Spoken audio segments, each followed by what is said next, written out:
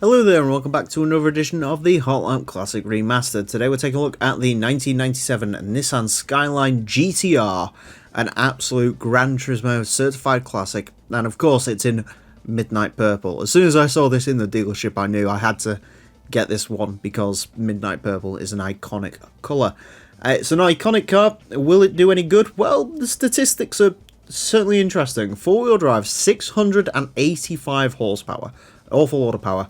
1,361 kilos. I guess it depends on how well that power is delivered and also how much the weight's going to affect it. It is going to get 6 laps of the Motorsports Land track to set the best time it possibly can. Our current leader is the Daihatsu Storia Rally car, a 28.410. The Skyline is incredibly loud, so we'll see how it gets along. We have had a couple of Skylines take the course on before. We've had the R32, which was 29.612. We've also had a 4-door R33 go around, so 29.068. I guess the car this should be aiming towards beating is the Mitsubishi GTO, which sets a phenomenally quick lap time of 28.869. Admittedly, that was racing modified, which is going to give it an advantage, and it also drove ridiculously nice. There are going to be race modded R33s, obviously, to go around this course. This one just isn't race modified because I think it's something to do with the power in these things, or it's because the 95... Let me have a quick... Yeah, the 95 is going to run race mod, sorry. That's how this is going to work. Also, GT2 Plus does fix something on this car. Apparently there is a weird spike in the torque curve, which has been fixed, so I guess that makes it more drivable. 29.609, it's already quicker than the R32. Admittedly, the R32 makes fractionally less power and did go around a long time before this did, so I guess that's a potential reasoning right there. It is not driving how I want it to drive, but it certainly isn't like bad. You can tell it's got a stage 4 turbo on it because it's definitely peaking power rather uncontrollably, and you can feel the weight. It isn't quite as chuckable as the GTO was, and that's why the GTO was as quick as it was. It also isn't as nice to drive as that 4-door Skyline was as well. I think the 4-door Skyline was a little bit more composed than this one. Again, that one had racing mod, so I don't know if that's anything to do with the downforce.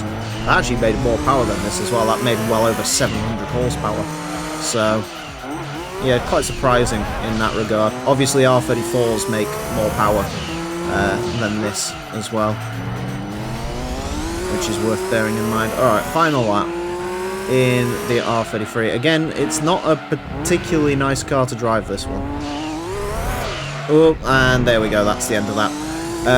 It's just as soon as you slip on the grass there, it tries to make all the power at once and it just sort of throws you in a direction. It isn't very nice to drive. It is not... Again, that 4-door Skyline, for whatever reason, that just drove nicer than this does.